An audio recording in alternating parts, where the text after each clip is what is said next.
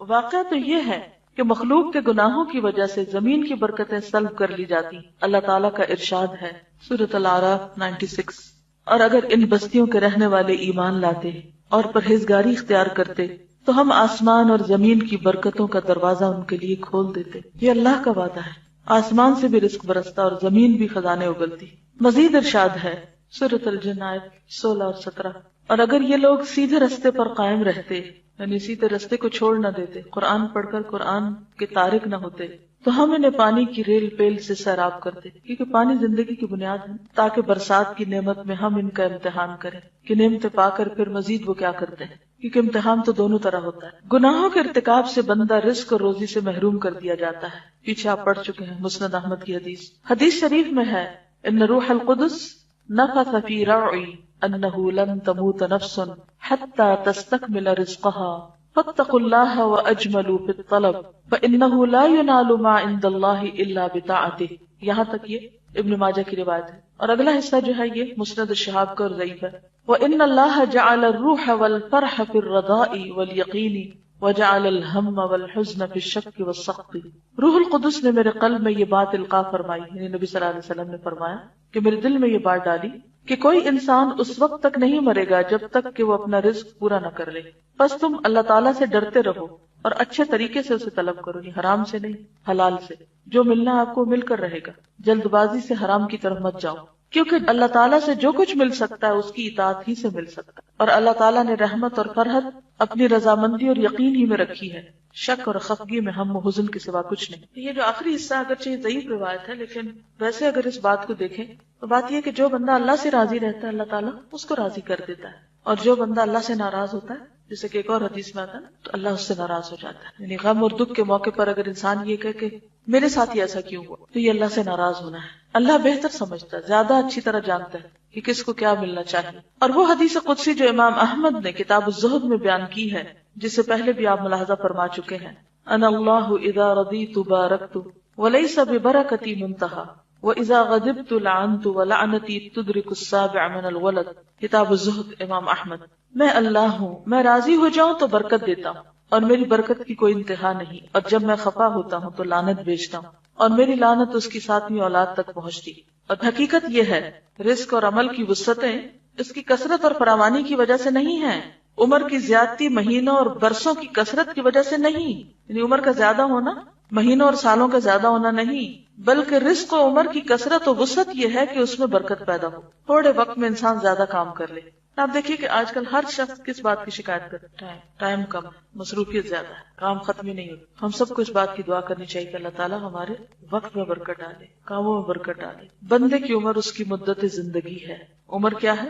زندگی کی جو مدت، ٹائم پیریڈ. اور جو شخص اللہ تعالیٰ کو چھوڑ کر کسی دوسری جانب مشغول ہو جائے اس کی زندگی کہاں. اس زندگی سے تو چوپایوں کی زندگی اچھی ہے. انسان کی زندگی تو اسی وقت ہے جب اس کا قلب اور روح زندہ ہو. اصل زندگی دل کی زندگی ہے، اور قلب کی زندگی اس وقت ہے جب وہ اپنی خالق کی معرفت حاصل کرے. کیا کرے؟ اللہ کی معرفت، اس سے محبت کرے اور اس کی عبادت کرے اور اسی کی بارگاہ میں رجوع کرے، اسی کی چوکھٹ پہ سر جھکائے، اسی کے ذکر سے طمانینت اور سکون اور اس کے تقرب سے انس حاصل کرے. جس نے یہ زندگی کھو دی اس نے ہر قسم کی خیر و فلاح کھو دی، چاہے اسے کچھ دنیا بھی مل گئی ہو. یعنی دنیا کی زندگی میں اگر اس کے پاس کچھ نعمتیں ہیں بھی اللہ کی نافرمانی کے باوجود تو یہ زیادہ دن کے لیے نہیں ہے، اس لیے اس میں مت کوئی بھولے. لیکن اس زندگی کے عوض تو ساری دنیا میں مل جائے تو ہیچ ہے. ہیچ کا کیا مانا؟ حقیر. بندہ جس چیز کو بھی کھو بیٹھے اس کا عوض اور بدل ممکن ہے، لیکن اللہ تعالیٰ کو کھو بیٹھنے کا کوئی عوض اور بدل ہی نہیں. فقیر اور محتاج بالذات، غنی بالذات کا بدل، عاجز بالذات، قادر بالذات کا عوض اور مردہ زندے کے برابر کیوں کر ہو سکتا ہے؟ فقیر اور محتاج بالذات یعنی جو اپنی ذات میں فقیر ہے، کون؟ انسان. غنی بالذات جو اپنی ذات میں غنی ہے، کون؟ اللہ. کا بدل یعنی اللہ کو کھو کر کسی انسان کو پا لیا تو کیا ملا؟ کیا حاصل ہوا؟ عاجز بالذات کون؟ انسان. قادر بالذات کون؟ اللہ. اور مردہ زندے کے برابر کیوں کر ہو سکتا ہے؟ مخلوق خالق کا بدل کس طرح ہو سکتی ہے کہ انسان اللہ کو بھول جائے اور بندوں کے پیچھے دوڑتا رہے؟ وہ مخلوق جس کا وجود بالذات نہیں، جس کی کوئی چیز بالذات نہیں یعنی ذاتی نہیں. انسان کی کوئی بھی چیز ذاتی نہیں. کیا ہے؟ ادھاری ہے نا، مستعار ہے. کہاں سے لیے؟ اس ذات کے عوض اور بدلے میں کیوں کر لی جا سکتی ہے جس کا غنا بالذات، جس کی حیات، کمال وجود، رحمت سب کچھ بالذات اور لوازمات ذات میں سے ہے. جو شخص ایک ذرے کا بھی مالک نہیں اس ذات کے بدلے میں کیوں کر لایا جا سکتا ہے جو آسمانوں اور زمینوں کی مالک اور مختار ہے. پھر بھی عورتیں کہتی ہیں کہ اللہ کا حکم کیسے مانے، شوہر ناراض ہوتے ہیں تو اللہ کی جگہ شوہر کو لے آئی نا. کبھی ماں باپ کا بہانا، کبھی کسی اور بڑے کا بہانا. کوئی بھی انسان جس سے ڈر کر کہ اگر میں نے اس کو ناراض کیا تو اس کا نفع مجھے نہیں ملے گا، اس سے ڈر کر اگر آپ اللہ کو ناراض کرتے ہیں تو بہت گھاٹے کا سودا ہے. کوئی بھی انسان جو آپ کو غلط بات کہتا ہے اور آپ اس کی غلط بات میں ہاں ملاتے ہیں اور اس کو راضی کرنے میں اللہ کو ناراض کر جاتے ہیں، کیا حاصل کیا، کیا کمایا، کیا پایا؟ کسی انسان کی خوشی میں، کسی انسان کی خاطر آپ اپنی آخرت برباد کر لیتے ہیں، کیا حاصل کیا؟ ایسا کب ہوتا ہے، کیسے ہوتا ہے؟ ہم انسانوں کو ناراض کیوں نہیں کر سکتے؟ مثلاً آپ دیکھیے کہ اذان ہو چکی مغرب کی، اتنے میں آپ کی دوست کو فون آ جاتا ہے اور وہ کیا چاہتی ہے آپ سے کہ آپ اس سے باتیں کریں چاہے نماز لیٹ ہو جائے، اور آپ اس ڈر سے فون نہیں رکھتے اور نہ اسے بتانے کی جرات کرتے ہیں کہ میری نماز لیٹ ہو رہی ہے، کیونکہ آپ کو یہ ڈر ہے کہ اگر آج میں نے یہ کہا تو آئندہ وہ فون ہی نہیں کرے گی اور دوستی بگڑ جائے گی. کیا کھویا، کیا پایا، کس کو ناراض کر کے کس کو راضی؟ بعض اوقات ہم حکمتوں اور وقتی طور کا عذر لیتے لیتے لیتے اپنی مرضی کر رہے ہو. ٹھیک ہے، تدریج، دوسرے کے ساتھ ڈسکس کرنا اور بڑے فتنے کی بجائے چھوٹے فتنے میں رہنا وہ الگ ہے، لیکن بعض اوقات حقیقت میں ایسا نہیں ہوتا.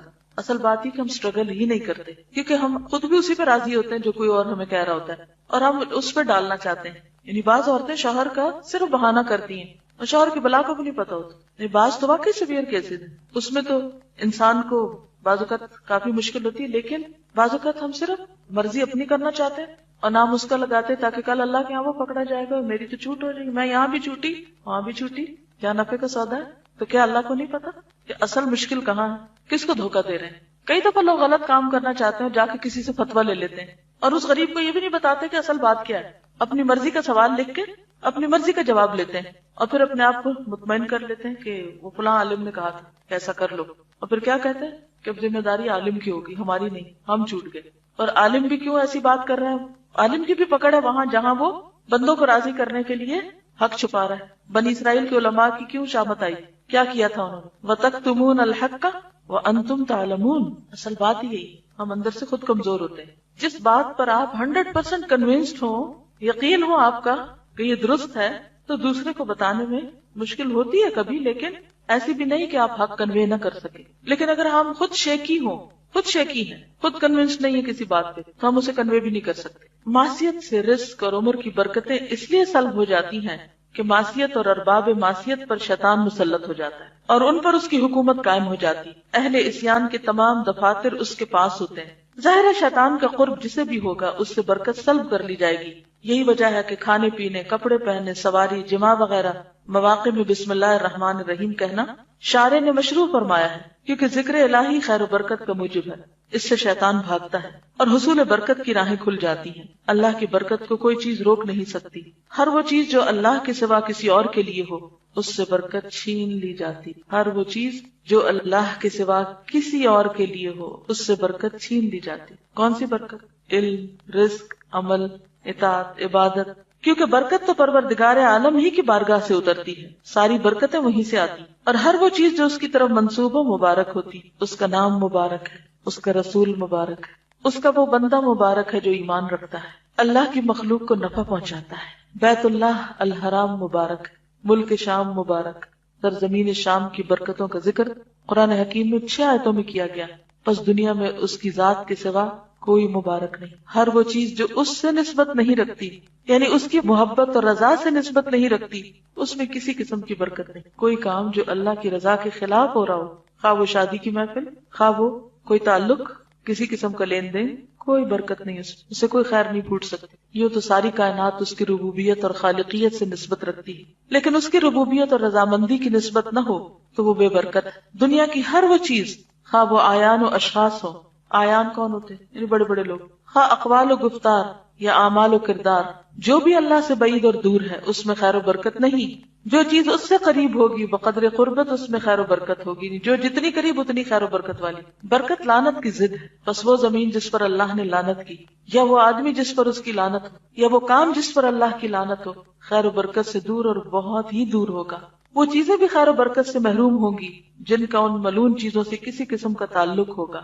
اللہ تعالیٰ نے اپنے دشمن ابلیس پر لعنت بھیجی اور اپنی ساری مخلوق سے اسے دور تر پھینک دیا، اس لیے ہر وہ چیز جسے ابلیس سے کسی قسم کی نسبت اور تعلق ہوگا اس پر بقدر نسبت و تعلق لعنت ہوگی۔ ظاہر ہے کہ عمر، رزق، علم اور عمل وغیرہ سے برکتوں کے سلب ہونے میں گناہوں کا بڑا دخل ہے اور معاصی کے اثرات بہت دور رس ہیں۔ پس وہ وقت جس کے اندر تم اللہ کی نافرمانی کرو، یا وہ مال جس کے ذریعے اللہ کی نافرمانی ہو، یا وہ جسم اور مال، قوت، جاہ و منزلت اور علم و عمل جس کے ذریعے اللہ کی نافرمانی ہوتی ہو، وہ اللہ کے یہاں نافرمانی کرنے والے کے خلاف حجت ہے اور یہ اس کے حق میں قطعاً مفید نہیں۔ صرف وہی چیز کارآمد ہوگی جو طاعت الہی میں صرف کی جائے۔ یہی وجہ ہے کہ بعض لوگ 100 برس زندہ رہتے ہیں لیکن انہیں بمشکل 20 سال کی عمر نصیب ہوتی۔ بعض کے پاس سونے چاندی کے انبار ہوتے ہیں اور مال و دولت سے ان کے خزانے پر ہوتے ہیں، لیکن در حقیقت اس میں سے 1000 درہم بھی ان کی قسمت میں نہیں ہوتے۔ یہی حال جاہ و منزلت اور علم کا ہے۔ حدیث شریف میں ہے الدنیا ملعونۃ ملعون ما فیہا الا ذکر اللہ عز وجل وما والاہ او عالم او متعلم۔ ترمذی، ابن ماجہ نے بھی اس کو روایت کیا ہے۔ دنیا ملعون ہے اور جو کچھ اس میں ہے ملعون ہے سوائے ذکر اللہ کے، یا جو اس سے تعلق رکھے، یا عالم یا متعلم، سیکھنے والا یا سکھانے والا۔ ایک اور حدیث میں ہے ملعونۃ ملعون ما فیہا الا ما کان للہ۔ یہ ترمذی کی روایت یہی ضعیف ہے، مفہوم ملتا جلتا اوپر سے۔ دنیا ملعون ہے اور دنیا میں جو کچھ ہے ملعون ہے سوائے اس کے جو اللہ تعالیٰ کے لیے ہو۔ جو چیز اللہ تعالیٰ کے لیے ہو اسی میں اللہ تعالیٰ کی خیر و برکت ہوا کرتی۔ واللہ المستعان۔ کیا کرنے کی ضرورت؟ اللہ سے مدد مانگی جائے، گناہوں سے بچنے کی کوشش کریں، ایسے لوگوں سے بچیں جو گناہوں کی طرف لے جاتے ہیں، ایسی مجلس اور محفلوں سے بچیں جن میں ایمان محفوظ نہ رہتا ہوں۔ دوست وہ جسے دیکھ کے اللہ یاد آئے تو آپ اپنی دوستیوں کی کرائیٹیریا دیکھ لیں، پہچان کر لیں۔ اصل میں یہ کہ ہم سب کو ڈیسیژن یہ لینا ہے کہ غلط کام نہیں کرنے، کسی کا بھی ساتھ نہیں دینا غلط کاموں میں، چاہے ماں باپ ہوں، بہن بھائی ہوں، دوستوں، کوئی بھی۔ نیکی میں تعاون کرنا ہے، برائی میں کسی سے بھی تعاون نہیں کرنا، چاہے کوئی ناراض ہوتا ہے یا راضی۔ اگر کوئی وقتی طور پہ ناراض بھی ہو جائے گا نا اور ہم نے اللہ کو راضی کر لیا تو اللہ اس کو بھی ہم سے راضی کر دے، لیکن اگر اللہ کو ناراض کر کے اس کو راضی کیا تو اللہ بھی ناراض اور اللہ اس کو بھی ہم سے ناراض کر دے گا کسی دن۔ یہ بتائیے کہ جادو کا شرک سے کیا تعلق ہے؟ ہم شرک کا باب پڑھ رہے تھے نا، تو اس کا ذیلی باب ہے جادو، کیا کنیکشن ہے؟ یعنی جادو میں کچھ ایسے اعمال کیے جاتے ہیں جو شرک کے ضمن میں آتے ہیں، جس میں غیر اللہ سے مدد مانگی جاتی ہے، جیسے شیاطین وغیرہ، اور اللہ تعالیٰ کی صفت تصرف جو یعنی کہ اللہ تعالیٰ کی جو قدرت ہے، یہ طاقت ہے مختلف کاموں میں تصرف کی، وہ دوسروں سے منسوخ کر دی جاتی۔ بعض اوقات جادوگر یہ بھی شو کرتے ہیں کہ وہ غیب کا علم جانتے ہیں، اپنے آپ کو نفع و نقصان کا مالک سمجھتے ہیں، یعنی دوسروں کو نفع یا نقصان پہنچانے کا دعویٰ کرتے ہیں کہ ہم جادو کے ذریعے کوئی چیز حاصل کر لیں گے یا پھر کسی کو کوئی نقصان دے سکیں گے، حالانکہ ایسا ممکن نہیں جب تک کہ اللہ تعالیٰ نہ چاہے۔ تو دراصل اس میں بہت سا عقیدے کا بگاڑ ہے۔ جادوگروں کے علاوہ اور کن کے پاس جانا شرک کا سبب بن سکتا ہے؟ کاہن کس کو کہتے ہیں؟ مثلا جو غیب کی خبریں دیتے ہیں، پیشن گوئیاں جو کر رہے ہوتے ہیں۔ پھر غیب کی خبریں دینے والوں میں کون کون شامل ہیں؟ نجومی کیا کرتے ہیں؟ وہ کس کے ذریعے خبریں پہنچاتے ہیں؟ ستاروں کو ذریعہ بناتے ہیں، ستاروں کی رفتار یا مختلف سٹارز یا جو سیارے ہوتے ہیں ان کے ذریعے۔ برج، وہ جو سورت بروج سے اس کی دلیل لیتے ہیں، حالانکہ اس میں تو کوئی ایسے ذکر نہیں۔ اور کون ہوتے ہیں جن کے پاس جا کر انسان شرک کا مرتکب ہوتا ہے؟ فال گیر، یعنی جو فال نکالتے ہیں۔ فال کے لیے کس چیز کا استعمال کیا جاتا ہے؟ پرندے، طوطا وغیرہ کو۔ اچھا، اور پامسٹ، جو ہاتھ کی لکیریں دیکھتے ہیں، اس میں کیا برائی ہے؟ ہاتھ کی لکیریں دیکھنا تو ایک سائنس ہے، ایک علم ہے، ایک فن ہے، تو اس کا کیا تعلق ہے شرک سے؟ جی، مستقبل کے بارے میں کسی بھی چیز کے علم کا دعویٰ کرنا درست نہیں، کیونکہ کل کیا ہونے والا ہے قرآن مجید میں آتا ہے ما تدری نفس ماذا تکسب غدا، کسی کو نہیں پتا کہ اس نے کل کیا کرنا ہے۔ لکھا ہے قرآن میں، کس سورت میں آئی؟ سورت لقمان، اس کے آخر میں آتا ہے۔ تو جب اللہ ہی کو پتا ہے کہ کل کیا ہونا ہے تو ہم کسی کے آگے کیوں ہاتھ پھیلا کے اپنا حال وہاں سے جاننے کی کوشش کرتے ہیں؟ اور کون سا طریقہ ہوتا ہے؟ رومال یا ذائچے بنانے والے وہ کیا کرتے ہیں؟ لکیریں کھینچ کے ڈبیاں بعض اوقات بناتے ہیں اور اس میں نشان لگاتے ہیں اور پھر جو آخر میں آ کے پتہ چلتا ہے کہ اگر ایک ڈبی خالی رہ گئی یا آڈ نمبر نکلا اللہ عالم طریقہ کیا ہوتا ہے، لیکن اس سے بھی غیب کی خبر معلوم کرنا کہ یہ کام ہو یا نہ ہو، کرنا بہتر ہے یا نہیں کرنا چاہیے، اور کارڈز کے ذریعے اور کیا کرتے ہیں. مثلاً کبھی آپ نے دیکھا کہ لوگ کافی کے اوپر تقدیر پڑھ رہے ہوتے ہیں، کافی کے کپ پہ، تو اس کے اوپر جو جھاگ بنتی ہے ان لکیروں میں، بعض لوگ بالوں میں بال دیکھ کے کچھ بتاتے ہیں، فور ہیڈ دیکھ کے. وہ تو چلے پھر بھی فراست اور سمجھداری اور انسان کے چہرے کو ایک دیکھ کے ایک اندازہ ہو جاتا ہے کہ یہ شریف انسان ہے یا کوئی بدماش ہے، وہ علم فراست کہلاتا ہے. اس کا غیب سے تعلق نہیں ہوتا، وہ صرف چہرے کی ظاہری علامات کو دیکھ کر، جیسے قرآن مجید میں کہا ہے نا کہ غریب لوگوں کو جن کو صدقہ دینا چاہیے ان کو کہاں سے پہچانا جائے، تعرفہم بسیماہم، تو ان کا چہرہ دیکھ کے، ان کی پیشانی دیکھ کے تم پہچان جاؤ گے. یعنی ظاہری اثرات سے کچھ پہچانا، لیکن اس سے یہ خبریں دینا کہ اس کا فیوچر کیا ہوگا، یہ درست نہیں. دیکھیے کوئی بھی جو کسی چیز کا دعویٰ کرے نا، اس کو ایک ہی جملہ بولا کرے، قل ہاتوا برہانکم ان کنتم صادقین. اگر تم اپنے اس دعوے میں سچے ہو تو ہمیں کوئی دلیل دے دو، ہم بھی مان جائیں گے، ہمیں کوئی مشکل نہیں. اور اگر کوئی دلیل نہیں ہے تو کیا کسی انسان کو یہ بات زیب دیتی ہے کہ وہ کسی کی تباہی کا فیصلہ کرے؟ کیا آپ کو حدیث معلوم ہے جس میں نبی صلی اللہ علیہ وسلم نے فرمایا کہ جو کسی کے بارے میں کہے کہ وہ تباہ ہو گیا، وہ خود اس سب سے بڑھ کے ہلاک ہونے والا ہے. ہمیں کسی کے بارے میں بھی کوئی حق نہیں دیا گیا کہ ہم اس کے مستقبل یا جنت یا جہنم کے فیصلے کریں کہ وہ کہاں جانے والا ہے یا اس پہ کیا گزرنے والی. اصل چیز یہی ہے کہ آپ کے پاس معیار ہونا چاہیے اور اس کے مطابق آپ پھر چیزوں کو پرکھیں. جی علم العادات سے بھی لوگ کچھ مستقبل کی پیشن گوئیاں کرتے رہتے ہیں، ڈیٹ آف برتھ سے یا ناموں کے حروف کے اعداد کو جمع تفریق کر کے کہ یہ نام رکھنا اچھا ہے یا نہیں. ان چیزوں سے بھی پرہیز کرنا چاہیے. جی ویدر اپ ڈیٹس جو ہوتی ہیں یہ اسباب کے ذریعے ہوتی ہیں. وہ انہوں نے ایسے آلات اور مشینیں لگائے ہوتے ہیں جس سے وہ دیکھ رہے ہوتے ہیں کہ ہواؤں کا رخ کدھر جا رہا ہے، یا سیٹلائٹس کے ذریعے زمین کے اوپر جو مختلف جگہوں سے بادلوں کی موومنٹ ہوتی ہے ان کی رفتار دیکھ کے کچھ اندازہ صرف کیا جاتا ہے کہ کتنے گھنٹے میں کس جگہ تک پہنچ جائے گا تو وہاں بارش ہونے کا امکان ہے. یہ علم غیب سے تعلق نہیں رکھتا.